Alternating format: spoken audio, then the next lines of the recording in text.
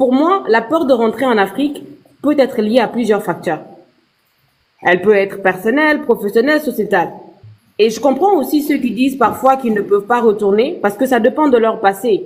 Si tu es en Afrique, t'as pas de diplôme, t'as pas fait des études. Donc déjà, ne pas avoir fait des études en Afrique te pousse déjà à dire que tu n'as même pas d'avenir même en Afrique. Parce que pour avoir de l'avenir en Afrique, il faut d'abord, on nous envoie à l'école, on nous inscrit, et puis ensuite on pense demain quand je vais arriver à l'université, je vais trouver un boulot et je vais commencer à travailler dans la fonction publique ou peut-être entre guillemets dans le privé. L'entrepreneuriat, c'est maintenant que l'Afrique parle de l'entrepreneuriat formel. Mais sinon, on a nos mamans qui sont des vendeuses, on a nos tatas, on a nos oncles qui sont des boutiquiers. Donc ça, le commerce, on le faisait déjà bien avant que le Locodem n'arrive chez nous. Mais aujourd'hui, on est arrivé à un point où avant, pour réussir, forcément, il fallait être fonctionnaire. Donc ceux qui n'ont pas fait des études, ceux qui n'ont pas au fait une situation dans leur famille, qui n'ont pas eu des parents déjà qui étaient des commerçants, savent déjà d'office que leur avenir est un peu bafoué. Donc je comprends carrément le frère qui dit que lui, il ne peut pas rentrer parce que comme il dit, il était un cambiste. Donc s'il rentre là, il va faire quoi s'il n'est pas formé? Il peut pas rentrer. Il peut pas. Donc maintenant, pour comprendre maintenant la source de la peur parfois c'est l'incertitude. Parce que quand tu quittes un pays, comment on appelle ça, tu n'as pas par exemple les moyens, t'as pas une famille qui peuvent t'aider quand tu vas revenir, donc tu as peur parce que maintenant l'Afrique devient à ce moment-là l'inconnu pour toi. Tu as quitté, tu as changé ta situation et si tu dois revenir maintenant dans ce pays-là, qu'est-ce que je vais faire? Et les expériences du passé font que tu n'arrives pas vraiment à te focaliser en disant je vais revenir parce que c'est la peur au fait qui te domine. Et cette peur qui te domine, c'est de dire mais si je viens, les Africains sont sorciers, ah, les voisins vont me regarder. Comme tantôt le monsieur qui disait mes voisins vont me regarder avec ma voiture. Ou il disait encore que ses voisins n'ont pas changé. Mais ce n'est pas la faute de l'Afrique si les Africains ne réussissent pas. Hein. Arrêtons d'accuser l'Afrique. C'est pas la faute de l'Afrique si l'Afrique ne réussit pas. C'est la faute des Africains.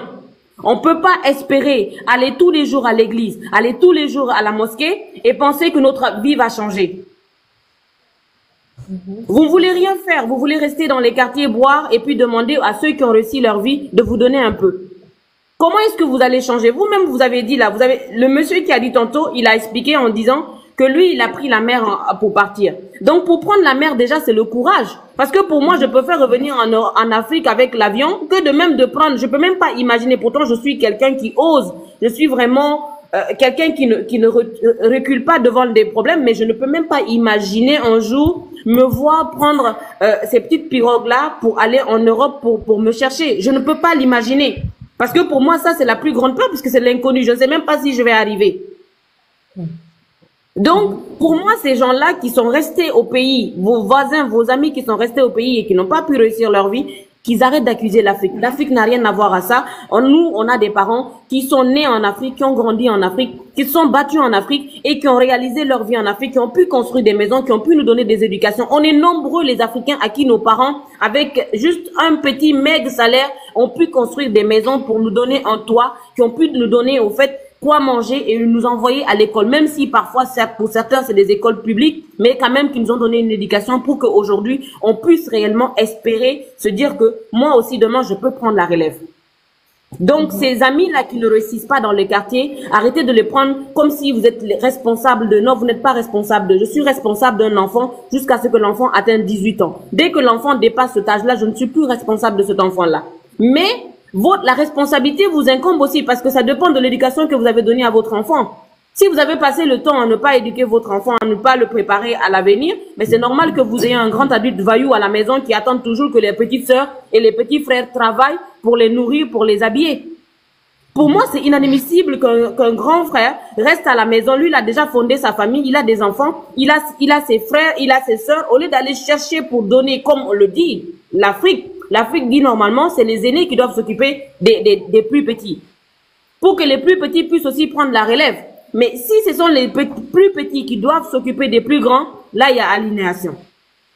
Et là, on voit vraiment le refus, quoi. C'est-à-dire qu'on envoie de l'argent à des grands frères. On les dit, écoutez, trouvez des business, faites ces business-là. Et ces grands frères-là, ils vous disent non, ils peuvent pas. Parce que c'est normal qu'ils ne peuvent pas. Ils bousillent 1 million. Mais c'est normal. Mais c'est normal qu'ils ne peuvent pas. Parce qu'ils savent que s'ils se font un business, ils vont se tracasser, ils vont avoir du stress, ils vont souffrir. Alors pour ne pas avoir le souffrir, ils savent qu'il y en a une qui est à la banque de l'Union européenne en Suisse là-bas, qui travaille là-bas, qui va les ramener de l'argent. Elle a l'arbre là-bas, donc elle va les ramener l'argent. Donc, il faut arrêter de dire non, je ne peux pas, c'est moi qui ai réussi, c'est ma responsabilité. Non, on n'est pas responsable de nos frères, on n'est même pas responsable de nos parents. On le fait parce qu'on les aime, on le fait parce qu'on veut les rendre ce qu'ils ont fait pour nous, on le fait parce que ce sont nos parents, mais on n'est même pas responsable de nos propres parents qui nous ont donné la vie. Parce que moi, sincèrement, si on devait me dire qui allait être mon père et ma mère, peut-être que je n'aurais pas choisi les parents que j'ai. Donc, arrêtons de dire que non, je suis responsable. Non, vous n'êtes pas responsable d'eux. Il faut vraiment qu'on arrive à changer cette mentalité. Maintenant, pour revenir au sujet, ces gens qui disent que l'Afrique, moi je ne peux pas revenir en Afrique parce que l'Afrique n'est pas développée. Vous pensez que l'Europe, c'est les Asiatiques qui ont développé l'Europe? C'est les Européens qui ont développé comment on appelle ça, l'Europe. Et l'Afrique aussi doit faire de même. L'Afrique aussi doit développer, les Africains doivent développer l'Afrique. C'est pas un Chinois qui va venir développer l'Afrique. C'est ça. Et la plupart du temps, nous les Africains, vous allez vous fâcher, vous dites que le passeport rouge, parce que j'ai noté tout ce qu'il disait là, j'étais en train de noter sur un petit papier et j'ai envie de le répondre vite fait. Vous dites que non, les Africains qui réussissent, tant qu'il n'a pas de passeport rouge, il n'a pas réussi. Mais mon frère, ton passeport rouge là, tu peux mourir sans l'avoir. Le peu de temps que tu vas rester en Europe, personne ne connaît quand est-ce qu'on meurt. Personne. Si on savait quand est-ce qu'on allait partir, franchement, moi j'allais même préparer maintenant. On ne sait pas. Tu peux être en bonne santé et partir, tu peux être malade et vivre. Tu peux avoir même le cancer et ensuite vivre après, être guéri du cancer. C'est ça. Donc, il faut arrêter de dire que si je n'ai pas le passeport, je ne vais pas rentrer chez moi. Pour ceux qui veulent rentrer, moi j'ai étudié à l'étranger, j'ai travaillé en Afrique, j'ai eu des échecs en Afrique et je suis repartie en Europe pour me rechercher, pour avoir un fonds parce que j'avais un business et me former sur la chose sur laquelle je voulais faire.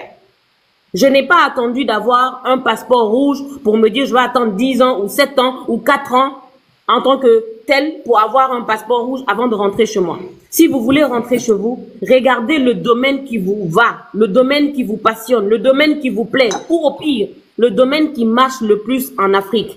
Le domaine d'avenir, regardez le domaine d'avenir en Afrique.